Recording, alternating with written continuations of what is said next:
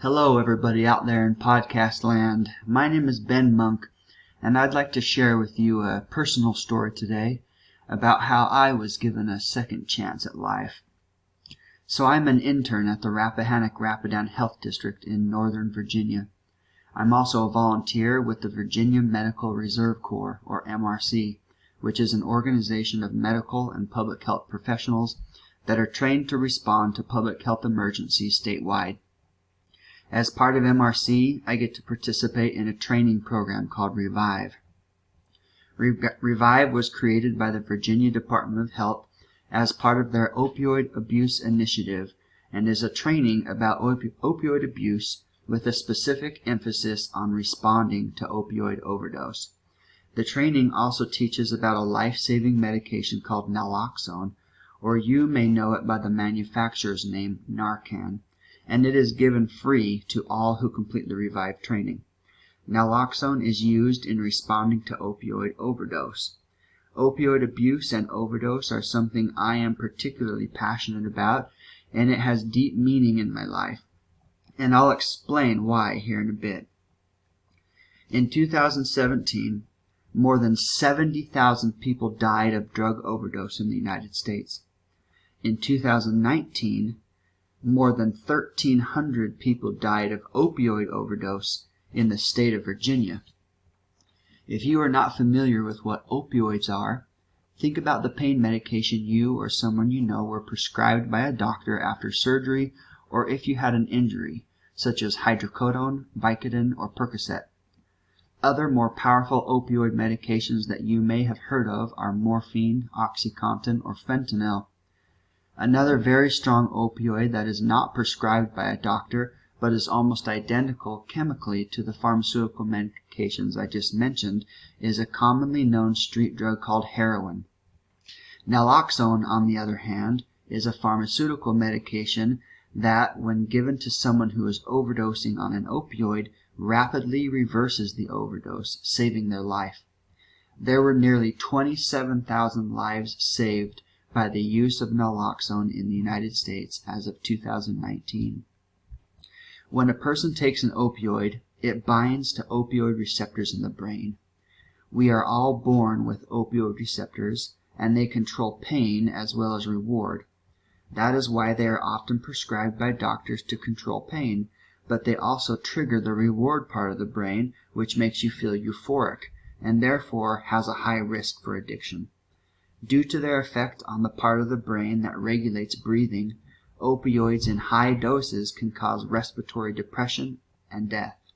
In other words, when a person takes too much of an opioid, it slows down their breathing rate to very dangerous levels.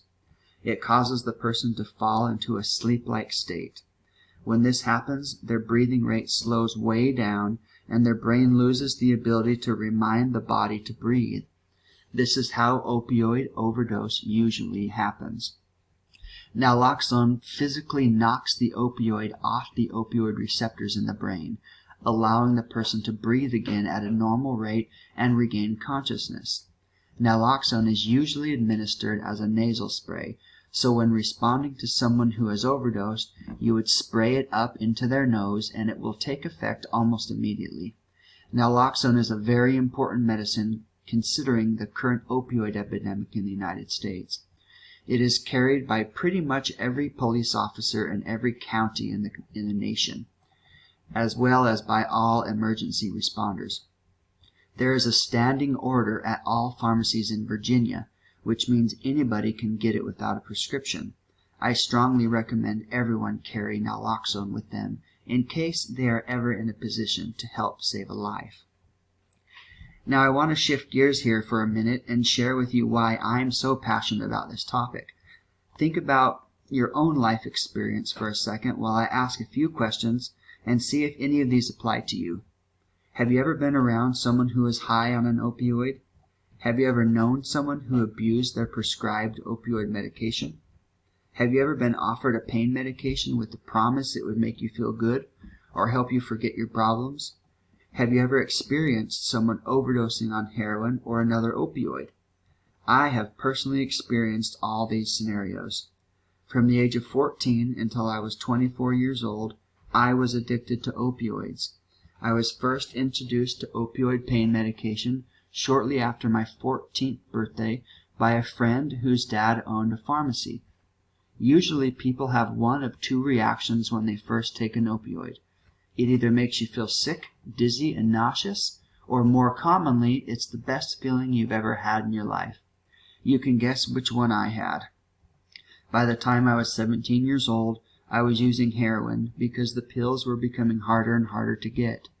After graduating high school, I was in and out of drug rehab, unsuccessful at holding down a real job, trying to claw my way through college courses, all while trying not to get in trouble with the law, but still maintain my drug habit. I had burned bridges in all my close relationships and had hurt a lot of people I really loved. When I was 22 years old, I began selling heroin to support myself financially and to ensure I always had the drug.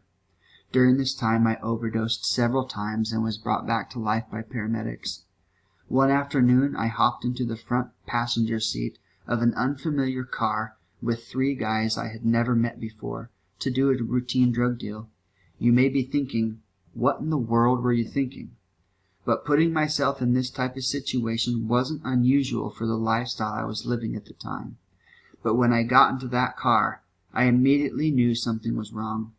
Before I could react to what I now know was God trying to warn me, the guy directly behind me leaned forward and held a big hunting knife to my throat and said, "Give me everything you have."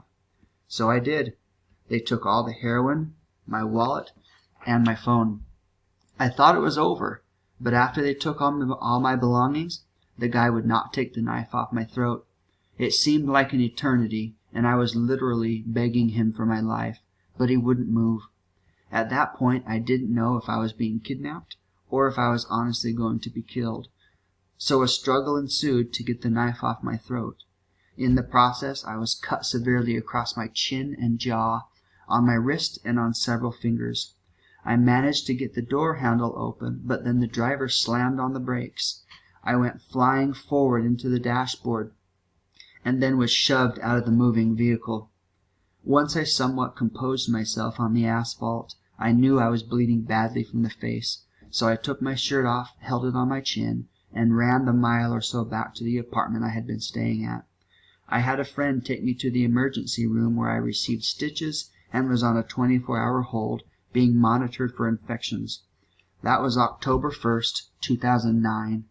I have been clean and sober ever since and have learned and grown a lot in the past 10+ years.